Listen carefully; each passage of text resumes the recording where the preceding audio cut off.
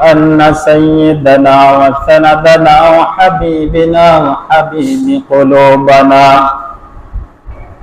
وشفيعنا ومولانا محمدا عبده ورسوله أما بعد فأعوذ بالله من الشيطان الرجيم بسم الله الرحمن الرحيم إن الدين عند الله الإسلام ومن يبتغ غير الإسلام دينا فلن يقبل منه إن الله وملائكته يصلون على النبي يا أيها الذين آمنوا صلوا عليه وسلموا تسليما اللهم صل على مولانا محمد وعلى آل مولانا محمد اللهم صل على سيدنا مولانا محمد وعلى آل مولانا আল্লাহ পাক রব্বুল আলামিনের দরবারে শুকর যে প্রতিপালক আপনাকে আমাকে এই বৃষ্টির মধ্যেও ঘরের মায়া ত্যাগ করে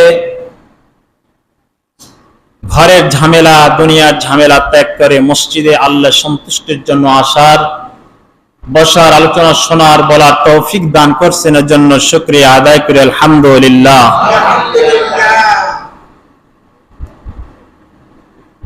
আল্লাহ পাক রব্বুল আলামিন বলেন ইসলাম ধর্মই হচ্ছে একমাত্র ধর্ম, ইসলাম ছাড়া অন্য কোন ধর্ম আল্লাহর কাছে গ্রহণযোগ্য নয়। ইসলামের দ্বিতীয় কিবলা কাবা, মক্কা শরীফে যে কাবা রয়েছে এই কাবাকে ভাঙ্গার জন্য বিভিন্ন বেদিন বিভিন্ন সময় চেষ্টা চালিয়েছে, কিন্তু আল্লাহ পাক রব্বুল আলামিন ইসলামের মর্যাদা রক্ষা করেছে, বলেন সুবহানাল্লাহ। আল্লাহ পাক রব্বুল আলামিন বলেন আলাম তারা কাইফা ফাআলা রাব্বুকা বিআসহাবিল ফিল।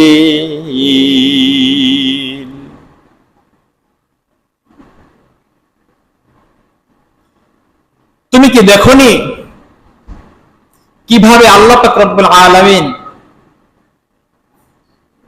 বিআসহাবিল ফিল হাতি বাহিনীকে নস্যাৎ করিয়ে দিয়েছে। হাতি বাহিনীর চক্রান্ত নস্যাৎ করেছেন কে? আল্লাহ পাক রব্বুল আলামিন। আল্লাহ পাক রব্বুল আলামিন কি রকম ব্যবহার করেছেন হাতিদের সাথে, হাতি বাহিনীর সাথে? আলাম ইয়াজআল কাইদাহুম ফি তাদলিল, তিনি তাদের চক্রান্তকে ব্যর্থ করে দিয়েছেন, নস্যাৎ করে দিয়েছে, বলেন সুবহানাল্লাহ।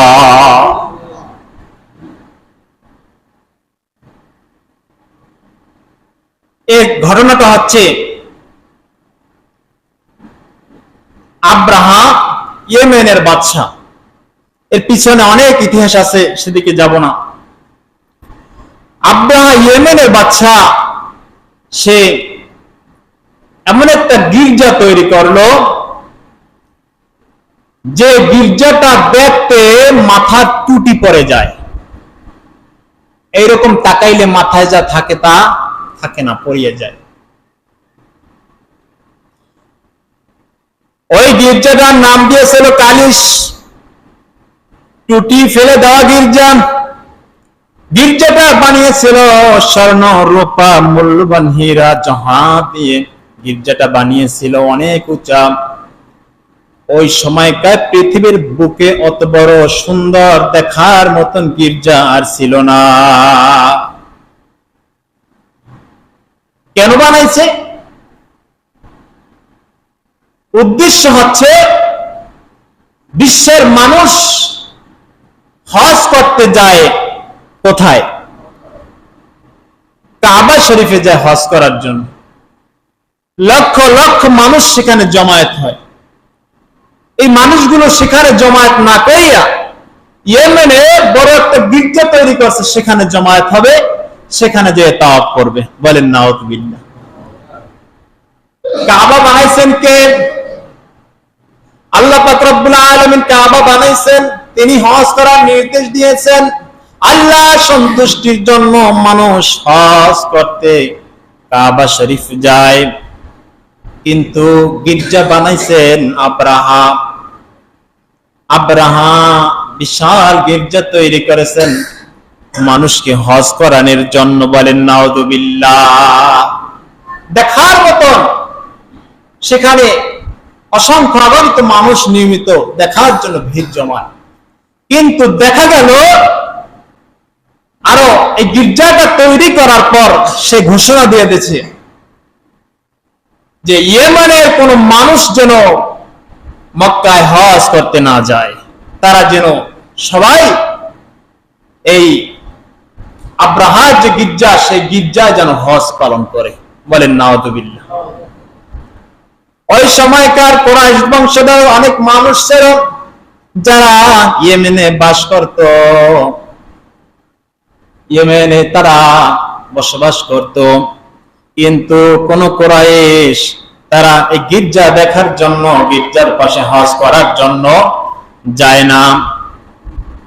ইয়েমেনের কিছু সংখ্যক মানুষ তারা শুধু হজ্জের উদ্দেশ্যে তারা গির্জার আশেপাশে চক্কর দেয়, আর অগণিত মানুষ পলায়ন করে তারা হজ করার জন্য মক্কায় চলে যায়।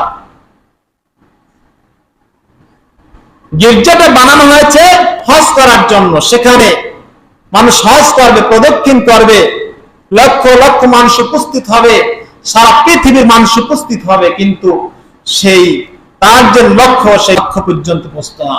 দেখলো কিছু সংখ্যক মানুষ মাত্র এই গির্জাকে প্রদক্ষিণ করে হজ করার জন্য আসে, কিন্তু অধিকাংশ মানুষই আসে না। এদিকে আর একটা সমস্যা হলো, কে জানি গির্জার মধ্যে পায়খানা করে আসছে। আবার অন্য রেওয়াতে আছে যে গির্জাটায় আগুন লেগে গেছে, আগুনে পুড়ে গেছে, সম্পূর্ণ গির্জাটা তলায় ধসিয়া পড়েছে, জমিনে ধসিয়া পড়েছে। তা সন্দেহ করলো যে এইটা হয়তো কুরাইশদের কাম হবে, কারণ তাদের ভালোবাসা হচ্ছে কাবার। তারা হয়তো এই গির্জাকে সহ্য করতে পারছে না, এই জন্য তারা আগুনে পুড়িয়ে দিচ্ছে। সন্দেহ করেছে। কি করেছে? সন্দেহ করেছে। সন্দেহ বশীভূত করিয়া কি কিছু করা যাবে? সিদ্ধান্ত নিয়ে ফেলল ইয়েমেনের বাদশা, আমি গির্জা তৈরি করলাম এত সুন্দর করে, সারা পৃথিবীর মানুষ হজ করবে, গির্জার পাশে আসিয়া ইয়েমেনে আসিয়া হজ করবে। কিন্তু না, কোন মানুষ তো এখানে ভিড়ছে না, সবাই তো যায় কাবা শরীফ দেখার জন্য, কাবা শরীফ হজ করার জন্য সবাই যায়। তাহলে এই কাবাকে আমি রাখবো না, ধ্বংস করে ফেলবো। বলেন নাউযুবিল্লাহ।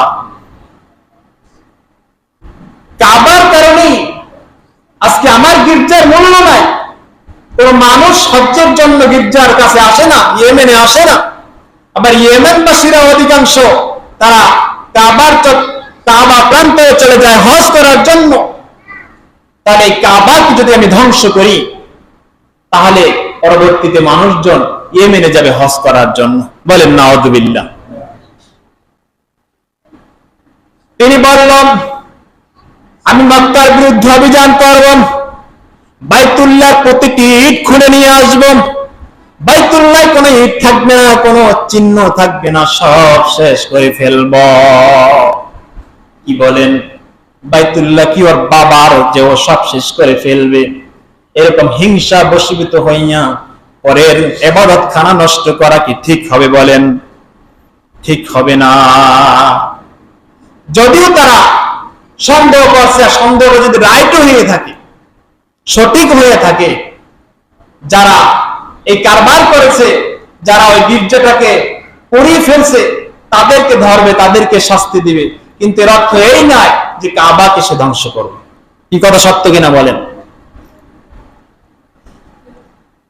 আমাদের অন্য ধর্মের প্রতি কি আচরণ, আমরা মানুষকে ক্ষমা করতে জানি না, অথচ রাসূল সাল্লাল্লাহু আলাইহি ওয়াসাল্লাম মক্কায় থাকতে পারেন নাই, নিজ জন্মভূমি মক্কায় থাকতে পারেন নাই। কুরাইশরা তাকে বিভিন্ন কষ্ট দিয়ে তাকে লাশ পর্যন্ত হত্যা করার জন্য চেষ্টা করলো, লাশ পর্যন্ত তিনি তার জন্মভূমিতে থাকতে পারলো না, চলে গেল কোথায়? মদিনায় হিজরত করে চলে গেল। দীর্ঘদিন পরে তিনি মক্কায় বিজয়ী ভেসে চলে আসছে। বলেন সুবহানাল্লাহ। বিজয়ী ভেসে মক্কায় আসলো। মক্কা লোকেরা সর্বপ্রথম রাসূল সাল্লাল্লাহু আলাইহি ওয়াসাল্লাম বাইতুল্লাহ প্রবেশ করলেন। বাইতুল্লাহ প্রবেশ করলেন। বাইতুল্লাহর চতুর্দিকে ছিল সীসা বাঁধানো অসংখ্য অগণিত মূর্তি। রাসূল সাল্লাল্লাহু আলাইহি ওয়াসাল্লামের হাতে ছিল একটা লাঠি, একটা ছুরি ছিল। সেই ছুরি দ্বারা তিনি ইশারা করতেন, আকুল জাআল হক ওয়া যাহাকাল বাতিল ইন্নাল বাতিলা কানা যাহুকা। সত্য এসেছেন, মিথ্যা বিলুপ্ত হয়ে গেছে। মিথ্যা তো বিলুপ্ত হয়ই, মিথ্যা তো বিলুপ্ত হয়েই থাকে। রাসূল সাল্লাল্লাহু আলাইহি ওয়াসাল্লাম এই কোরআনের আয়াত পাঠ করেন আর মূর্তির সামনের দিক থেকে যাকে ইশারা করেন, মূর্তিটা পিছনে কাইতিয়ে পড়ে যায়। যার পিছনের দিক থেকে ইশারা করেন, সামনের দিকে কাইতিয়ে পড়ে যায়। কোন মূর্তি হাত থেকে ধরা লাগে নাই, প্রত্যেকটা মূর্তি ইশারায় পড়ে গেছে। বলেন সুবহানাল্লাহ। ইশারার মাধ্যমে দেখো মূর্তিগুলা চিত হইয়া, কায়ত হইয়া, উপর হইয়া পড়ে গেছে। রাসূল সাল্লাল্লাহু আলাইহি ওয়াসাল্লাম তিনি কাবা থেকে বের হয়ে আসলেন। কুরাইশরা সারিবদ্ধভাবে দাঁড়িয়ে আছে। যে কুরাইশরা রাসূলকে তাড়িয়েছিল, যে কুরাইশরা রাসূলকে মক্কায় থাকতে পারে দেয় নাই, সেই কুরাইশরা এখন কাবা চত্বরে রাসূলের সামনে দাঁড়ানো। আল্লাহ রাসূল তাদেরকে জিজ্ঞেস করলো, এখন তোমাদের সাথে আমি কেমন আচরণ করব? তারা বলতেছে, ভালো আচরণ কামনা করছি, আপনি তো উত্তম ব্যক্তি, আপনি তো ভালো ব্যক্তি, আপনার থেকে আমরা ভালো আচরণ আশা করি।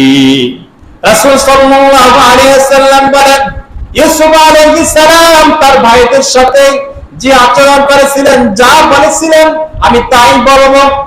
ইউসুফ আলাইহিস সালামকে তার ভাইরা রেখেছিল না, ইউসুফ আলাইহিস সালামকে তারা ভাইরা হত্যা করার জন্য নিয়ে গিয়েছিল। কারণ উদ্দেশ্য ছিল ইউসুফ আলাইহিস সালামকে তার পিতা বেশি ভালোবাসে, বেশি মোহাব্বত করে। তো ইউসুফকে রাখবো না, ইউসুফ যদি শেষ হয়ে যায় তাহলে মোহাব্বত আমাদেরকে করবে। বলেন নাউযুবিল্লাহ। এই জন্য ইউসুফ আলাইহিস সালামকে মেরে ফেলার জন্য তারা জঙ্গলে চলে আসছে। জঙ্গলে চলে আসছে, বিশাল ইতিহাস, এদিকে আমি যাওয়ার চাই না। তো জঙ্গলে আসিয়া একবার বলতেছে, ওকে মারার দরকার নাই, মেরে ফেলবো না, ওকে আমরা ফেলাইয়া যাই যাতে ও ফিরে না আসতে পারে। তো পথিকরা, ব্যবসায়ীরা যাওয়ার পথে যে কূপ থেকে পানি খায়, ওই কূপে ফেলে আসছে।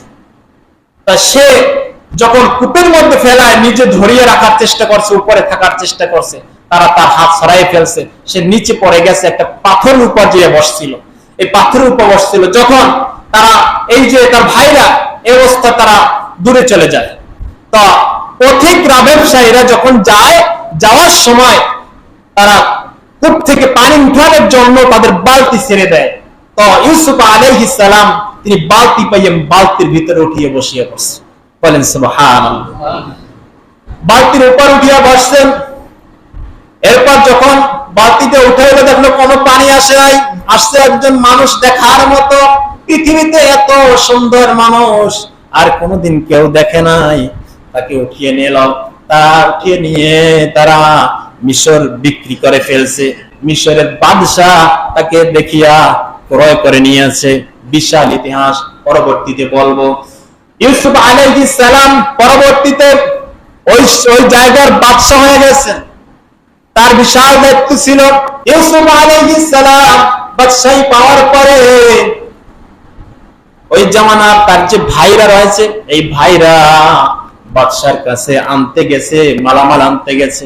আমরা যেভাবে ইউনিয়ন পরিষদে যাই কিছু খাবার দাবার আনার জন্য, এইরকম খাবার দাবার আনার জন্য গিয়েছিল। ইউসুফ আলাইহিস সালাম দেখিয়া বুঝতে পারছে তিনি তার আপন আরেক ভাই ছিল, কলা কৌশল করে তারে রেখে দেয়। তার সব ভাইরা চলে আসে। পরবর্তীতে আবার তারা যায়। যাওয়ার পরে ইউসুফ আলাইহিস সালাম তাদের সাথে পরিচয় দেন। ইউসুফ আলাইহিস সালাম তিনি পরিচয় দেন নিজের মাথার উপর যে বাদশাহী কি ছিল, টুপি ছিল, সরাইয়ে ফেলার পর ইউসুফ আলাইহিস সালামকে দেখে চিনে ফেলে ভাইরা। তখন তারা বলতেছে, আপনি নাকি ইউসুফ? আপনি কি ইউসুফ? বলে, হ্যাঁ আমি ইউসুফ, যাকে মারার জন্য তোমরা কূপে ফেলিয়ে ফেলছা। দেখে হত্যা করার জন্য বাপে ভালো পায়, পছন্দ করে, বেশি মুহাব্বত করে, এই চিন্তা করে তাকে কি করবে? মেরে ফেলবে। ফালাই আসতে কোথায়? কূপে। আজকে সে একটা বাদশাহী কারবার, বাদশাহী স্থানে বসে আছে। আল্লাহু আকবার, আল্লাহ। এরকম এরকম পারেন কে? পারেন কে? তাকে ক্রয় করে নিয়েছে গোলাম হিসেবে। বিশাল ইতিহাস, এদিকে যাব না, কিন্তু শেষ পর্যন্ত সে বিশাল একটা রাজত্বের মালিক হয়ে গেল। আল্লাহু আকবার। ভাইদেরকে পরবর্তীতে সে তার কাছে নিয়ে গেছে, তার বাবাকে তার কাছে নিয়ে গেছে। ইউসুফ আলাইহিস সালাম তিনি ভাইদের ব্যাপারে বলছিলেন, লা তাসরিবা আলাইকুমুল ইয়াওমা ওয়া ইয়াগফিরুল্লাহু লাকুম ওয়া হুয়া আরহামুর রাহিমিন। তোমাদের বিরুদ্ধে আমার আর কোনো অভিযোগ নাই। তোমরা যা কিছু করেছো আল্লাহ তাআলা তোমাদেরকে ক্ষমা করে দিবেন। আল্লাহু আরহামুর রাহিমিন, তিনি অত্যন্ত দয়াবান। ইউসুফ আলাইহিস সালাম যেভাবে ক্ষমা করে দিয়েছিলেন, রাসূল সাল্লাল্লাহু আলাইহি ওয়াসাল্লাম এই রকমই কুরাইশ বংশধরদেরকে ক্ষমা করে দিয়েছে। বলেন সুবহানাল্লাহ। জন্য ক্ষমা করার অভ্যাস আমাদের মধ্যে থাকতে হবে। যে একটা গির্জায় আগুন লাগছে আর সেই জন্য যে কাবাকে ধ্বংস করে ফেলতে হবে, এটা হিংসাত্মক ছাড়া কিছুই না। ক্ষমার অভ্যাস করতে হবে। ক্ষমা করলে কি সব? হযরত আনাস রাদিয়াল্লাহু আনহু বলেন, রাসূল সাল্লাল্লাহু আলাইহি ওয়াসাল্লাম একদিন আমাদের মাঝে বসেছিলেন। হঠাৎ করে দেখতেছি তিনি হাসতেছেন, তার মুখের মারি দেখা যাচ্ছিল, দাঁতগুলো দেখা যাচ্ছিল। হযরত ওমর ফারুক রাদিয়াল্লাহু আনহু বলতেছেন, ইয়া রাসূলুল্লাহ, ইয়া হাবিবাল্লাহ, আপনি হাসতেছেন কেন? রাসূল করিম সাল্লাল্লাহু আলাইহি ওয়াসাল্লাম বলেছেন, কিয়ামতের ময়দানে আল্লাহ পাক রব্বুল আলামিন দুইজন লোককে নতজানু অবস্থায় আল্লাহর সম্মুখে রাখা হবে। কয়জন মানুষকে বলেন? দুইজন লোককে নতজানু অবস্থায় আল্লাহর সম্মুখে রাখা হবে। তখন একজন বলবে, আল্লাহ আজকে সে আমার উপর যে জুলুম করেছে, জুলুমের বদলা চাই। সে আমার উপর অন্যায় করেছে, অন্যায়ের বদলা চাই। আল্লাহ পাক রব্বুল আলামিন বললেন, অন্যায় যে বদলা তুমি নেবা সেটা নিয়ে কি করবা? তার তো কোনো নেকি নাই। তার তো কোনো কি নাই? বলেন, নেকি নাই। তার যদি নেকি থাকতো তুমি নিতে পারতা, তার তো নেকি নাই, তুমি কি নিবা তার কাছ থেকে? তিনি বলতেছেন তাহলে আমার তো অনেক গুনাহ আছে, গুনাহগুলো তুমি আল্লাহ আপনি তাকে দিয়ে দেন। আল্লাহ পাক রব্বুল আলামিন বলবেন তুমি উপরের দিকে তাকাও, উপরের দিকে তাকাবে, তাকানোর পর দেখবে স্বর্ণের প্রসাদ। আল্লাহ আমি তো স্বর্ণের প্রসাদ দেখতে পাচ্ছি, স্বর্ণের শহর, লুলু পাথরে কারুকার্য করা স্বর্ণের প্রসাদ দেখতে পাচ্ছি। আল্লাহ পাক রব্বুল আলামিন বলবেন এইটা কার তুমি কি জানো? সে বলবে এটা কোন নবীর, কোন সিদ্দিক, কোন শহীদ গানের। তিনি বলবেন না এটা তাদের না, বলে এটা কাদের, বলে এটা তোমারও হতে পারে। বলে আমি এটা কিভাবে পাবো? বলে তুমি যদি তাকে মাফ করে দাও, ক্ষমা করে দাও, তোমাকে তাহলে এই প্রসাদ দেওয়া হবে। বলেন সুবহানাল্লাহ। তখন সে বলবে আল্লাহ আমি তাকে ক্ষমা করে দিলাম। আল্লাহ বলবেন যাও তার হাত ধরে তুমি সেই প্রসাদে চলে যাও। এজন্য আমাদের ক্ষমা করার অভ্যাস থাকতে হবে। আমাদের অভ্যাসই হচ্ছে খারাপ প্রতিশোধ নেওয়ার অভ্যাস আমাদের থেকে কি দূর করতে হবে। আব্রাহাম সে মক্কার প্রত্যেকটা ইটকে ধ্বংস করার জন্য, খুলে ফেলার জন্য রওনা দিচ্ছে। 60,000 স্বর্ণ নিয়ে 13টি হাতি, বিশাল বিশাল হাতি, তার মধ্যে বড় একটি হাতি হচ্ছে মাহমুদ, যে হাতিটি আবিসিনিয়ার বাদশাহ নাজাশী তাকে দিয়েছিল। অন্য একটা বিশাল রাজ্য থেকে একটা মাত্র হাতি দিয়েছে কাবাকে ধ্বংস করার জন্য। সে হাতিটা কত বড়, কত শক্তিশালী, কিরকম দেখার মতো। 13টি হাতি নিয়ে রওনা দিল আব্রাহাম। আসার পথে দুই জায়গায় যুদ্ধ হয়েছে, কারণ কাবার প্রতি সবাই ভালোবাসা আছে, কাবাকে সবাই পছন্দ করে, অধিকাংশ মানুষ তা কাবাকে পছন্দ করে। প্রথম যুদ্ধ হয়েছে জুলফার, ইয়েমেনের রাজবংশধরের একদল লোক, তারা বিভিন্ন লোকজন জমায়েত করে আব্রাহার সাথে যুদ্ধ করেছেন, কিন্তু যুদ্ধে টিকলো না। তারপর সামনে আসার পর আরেকটি বাহিনী, তিনি নুফাইল ইবনে হাবিব, তিনি আরেকটা বিশাল বাহিনী নিয়ে আব্রাহার সাথে যুদ্ধ করে, এদিকে আসতে দিবে না। কিন্তু সেখানেও আল্লাহর ইচ্ছা ছিল ভিন্ন। আল্লাহ দেখিয়ে দিবেন তুমি কিভাবে কাবা ধ্বংস করতে চাও, আমি দেখবো। এজন্য দুইটা যুদ্ধ সে কি করলো, দুটো জায়গা বিজয় অর্জন করে সে মক্কার কাছাকাছি চলে আসে। মক্কার কাছাকাছি চলে আসার পর এই আসার পথে যে জায়গা যা পায় সব দখল করে, যত উট পায়, যত প্রাণী পায়, যত খাবার পায়, পথে যাবে যা কিছু পায় সব সে নিয়ে যায়। পথে যা কিছু নিয়ে যায়, এই নিয়ে যাওয়ার একদল লোক আছে কিনা, নেতা যে যত বড়, চোর সে তত বড়। বর্তমান জামানায় অধিকাংশ মানুষের অবস্থা এই যে নেতৃত্ব দেওয়ার উদ্দেশ্যই হচ্ছে চুরি করা। উদ্দেশ্য কি? চুরি করা। অধিকাংশ মানুষ যে যত বড় নেতা সে তত বড় চোর। আসার সময় সে যা পাইল সব পুরাইয়া কারাইয়া সব নিজে নিয়ে গেল। আমাদের অবস্থা কি? আমরা ফাঁক পাইলে কেউ ছাড়ি না। লা ইয়াদখুলুল জান্নাতা জাসাদুন গুযিয়া বিল হারাম, হারাম খাদ্য লালিত পালিত শরীর জান্নাতে যাবে না।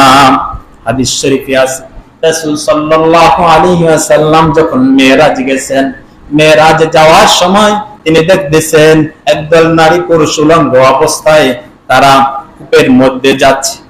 বিশাল আগুনের গর্ত, এই গর্তের মধ্যে আগুনের চুল্লি, আগুনের চুল্লির মধ্যে প্রবেশ করছে, আবার বের হয়ে আসছে।